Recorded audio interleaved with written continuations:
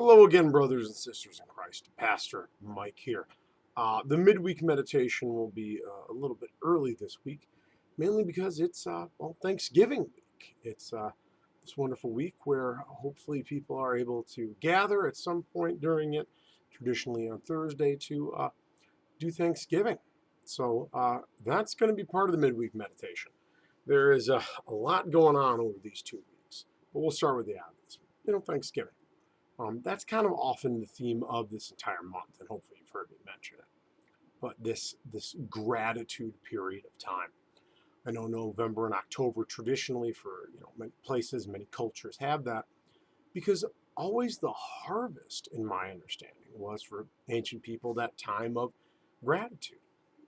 It's interesting. I mean, you think about being a subsistence farmer, or even before we got into excessive, I won't say excessive, but highly advanced is the word I'm looking for, farming techniques that you're able to get yield and you get more control, all these other sorts of things. When you think about the subsistence farmers, you get a sense of peril, in my understanding, where a little something goes wrong and all of a sudden you're done.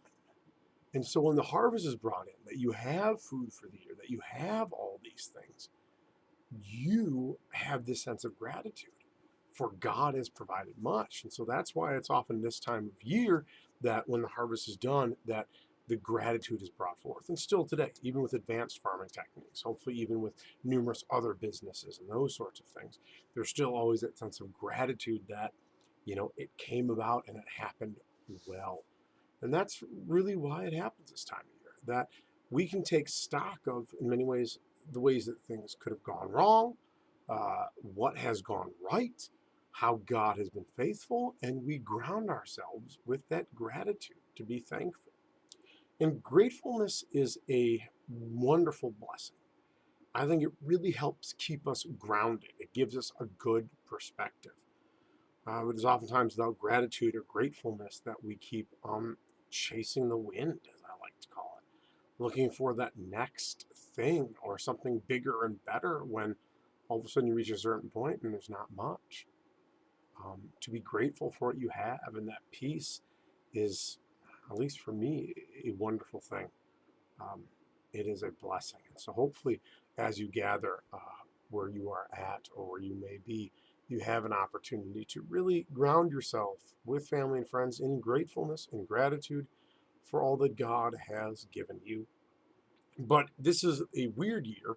Maybe weird is not the right term, but maybe it's a different year where you have this Thanksgiving holiday and it falls between Christ the King and Advent 1. So we have this wild sets of transitions and a lot going on. Last Sunday, hopefully you heard me talk about, as I was trying to manage time in church to make sure things are flowing well, um, the discussion of what does it mean that Christ is King, and most importantly, and I think when we talk about Christ the King, that we understand what his rule looks like. That is always the hope I get out of that, because if we can be grounded in what God's reign looks like, what it is, that can bring us grace and peace, knowing that he is ultimately in control and that reign is good, but also guiding us in the realities of authority in this world, in this time between now and the ultimate second coming, that it gives us this perspective and this guide. But oftentimes, when we start transitioning from Christ the King to Advent, it's really focused on the coming of Christ, the showing up of God in flesh and among us. And Christ the King is always looking at that future. In many ways, Book of Revelation, that in some lectionary cycles is part of the readings. That, he sits on his throne and we cast our crowns upon the glassy sea.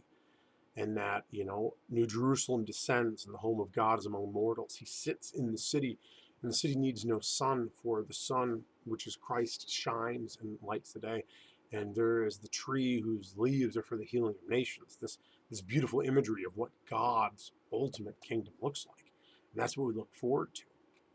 But it then transitions into us remembering and celebrating the first coming of Christ. It's eloquent. I always appreciate the Christ the King to Advent 1, for it is the dual reality of God shows up. He has shown up, and he will continue to show up, and he will in the future. And even as we celebrate the future, we start again and celebrate what has come about. So even if we talk about that is the fullness of God's reign that has been, what does that mean for us as we start celebrating when the king shows up for the first time? Again, the wise men showed up with gold, frankincense, and myrrh, gifts fit for a king. They recognized, we should recognize that even the Christ child, we are welcoming a king in his reign. What does it look like? What does God's reign look like? Hopefully you got some out of that on Sunday. And that even as we enter in this Advent and Christmas season, we can focus on what God's reign looks like. Because we often have our desires and wants to put on this season. You know, I'm myself guilty of it. And I'll be honest with you, one of my favorite things in the world is Advent. I love Advent. I'm one of the few human beings I left who I think likes Advent. This time of year after, we get Black Friday and that tomfoolery, is not red and green, it's blue. It's blue. I love it. I love Advent. Everybody wants to start singing Christmas carols. I know some of y'all hate me because it's like, no. We got to do the Advent songs first. They're great. They're amazing. And you're all like, Pastor, you're crazy. But guess what? Is my desire to have a perfect Advent, and again, I'd rather a perfect Advent than a perfect Christmas. Yeah, I'm crazy. Really the reign of God? What does it look like? Does the tree need to be perfect for the reign of God? Do my lights need to be up since September 1st on my house to celebrate Christmas? Again, these are the sticky wickets. And we must all individually ask ourselves, how does God's reign, how does God's rule, even as we prepare and wait and expect what it looks like, how do we prepare for that? How do we prepare to be shown the way that Christ calls us to be and to do for life, for the world, and all those things? Does that make sense? I hope it does. Because the preparing of the self to be called into this new reality is both scary and good. Even good transitions can be scary. I mean, it's just the nature of it. But hopefully throughout this Advent season coming up, you can hear about what God is like and help ground you through a season, especially when I think people are worried about money. And the love language often around Christmas is gifts. But I think we need to remember that sometimes the best present is presence. Even as we start getting pulled apart, we get different. To be present with each other is truly a gift. Oof to me, brothers and sisters. I'm going everywhere with this. I got a lot of Advent thoughts. Again, I love it. Hopefully some of this is grist for the mill. Hopefully you have a good Thanksgiving. Hopefully everyone behaves on Black Friday.